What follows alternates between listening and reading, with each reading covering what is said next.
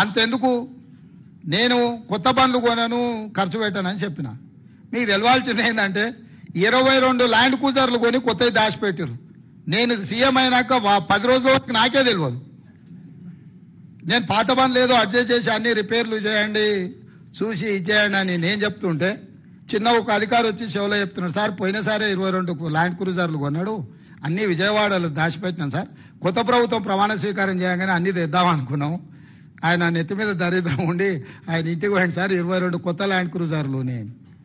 అసలు ఇన్ని వందల వేల వాహనాలు ఉన్నప్పుడు చెప్పా పెట్టకుండా కొని దాచిపెట్టినాయి కేసీఆర్. మూడోసారి కూడా వస్తాడు అన్ని అందరూ 22 అంటే ఆయనకు ఆయన వంది మాగదులకు అందరికీ ఉండడానికి. ఇట్లాంటివి ఆయన సృష్టించిన సంపద. అది ప్రభుత్వ ఆస్తి తీసుకోకుంటే వెళ్ళిపోతే కావాలంటే మీరు కూడా తిరగండి, ఇస్తాం అట్లా రౌండ్ కొట్టండి.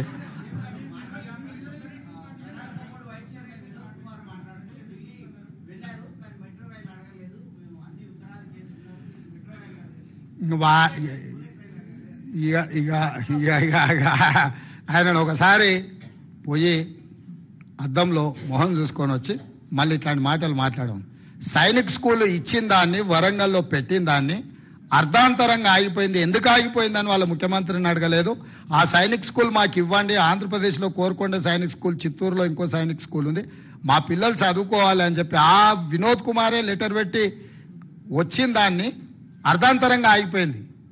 ఇప్పుడు మనకు సైనిక్ స్కూల్ లేదు.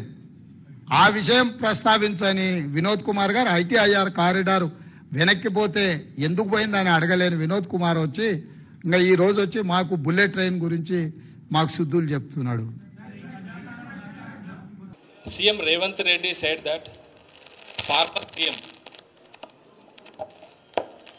farmer CM has 66 crores worth land cruise cars in Vijayawada. ఒక్క విషయం దయచేసి అందరు గమనించాలి. గౌరవ ముఖ్యమంత్రి గారైనా గౌరవ మంత్రివర్యులైనా యావత్ ప్రభుత్వం ఎప్పుడైనా సరే వాళ్ళ సెక్యూరిటీ అనేటటువంటిది పోలీస్ వాళ్ళు, ఇంటెలిజెన్స్ వాళ్ళు చూసుకుంటారు. ఎవరు కూడా మాకు ఇన్ని కార్లు కావాలి, ఇంత సెక్యూరిటీ ఉండాలని ప్రజాప్రతినిధులు కోరరు. సెక్యూరిటీ వాళ్ళు, ఇంటెలిజెన్స్ వాళ్ళు చూసి సజెస్ట్ చేస్తారు. అదేవిధంగా సజెస్ట్ చేసినటువంటి వాళ్ళు కాన్వాయ్ని ఎట్లా బిల్డ్ చేయాలి, ఎక్కడ బిల్డ్ చేయాలి అనేటటువంటి అంశాన్ని సీక్రెట్గానే ఉంచుతారు ఎప్పుడైనా కూడా. ఎందుకంటే థ్రెట్ ఉంటుందనే సెక్యూరిటీ ఉంటుంది. సో ఆటోమేటిక్గా ఎక్కడో వాళ్ళు పెట్టి దానికి కావాల్సినటువంటి ఫెసిలిటీస్ అన్నీ కూడా క్రియేట్ చేసినట్టున్నారు. అవసరమైనప్పుడు తెచ్చి వాడతారు. అవన్నీ మనకు కూడా చెప్పరు కదా, సీఎం గారికి కూడా చెప్పకుండా చాలా ఇంటెలిజెన్స్ వాళ్ళు చేసేటివి ఉంటాయి. మరి ఇప్పుడున్నటువంటి సీఎం గారు ఏమన్నా ప్రత్యేకంగా కోరుతున్నారేమో నాకు తెలియదు. కానీ గత 10 ఏళ్ళుగా మేము ఎప్పుడు కూడా ఇంత సెక్యూరిటీ ఉండాలి, అంత సెక్యూరిటీ ఉండాలని కోరలేదు. ఇంటెలిజెన్స్ వాళ్ళు, పోలీస్ వాళ్ళు ఇట్లా సెక్యూరిటీ ఇది ఫెసిలిటీ అంటారు, వాళ్ళు చేస్తారు. దానికి తగ్గ బడ్జెట్ వాళ్ళకు ఉంటుంది. దాన్నో పెద్ద అంశం చేసి దాని మీద వెటకారంగా మాట్లాడడం, ఏదో సీక్రెట్గా విజయవాడలో దాచుకున్నాం, అవి ఏడ తయారవుతుందో ఎవరికి తెలియదు, ఏడ దాచి పెడతారో ఎవరికి తెలియదు. ఎగ్జాక్ట్లీ బీపీ ఆడ తయారవుతుంది. అదే అంటున్నాను కదా, మనకి ఏం తెలుసుకోవాలి. ఆ పోలీసు వాళ్ళు, ఇంటెలిజెన్స్ వాళ్ళు చేస్తారు జనరల్గా. దాన్ని పెద్ద ఇష్యూ వేసి అదేదో దాచుకున్నాం అన్నట్టుగా గౌరవ ముఖ్యమంత్రి గారు మాట్లాడడం నిజంగా వారి గౌరవాన్ని తగ్గిస్తుంది తప్పితే ఇంకొక అంశం కాదు. Ultimately protocol of any CM is decided by the security wing and intelligence and the police.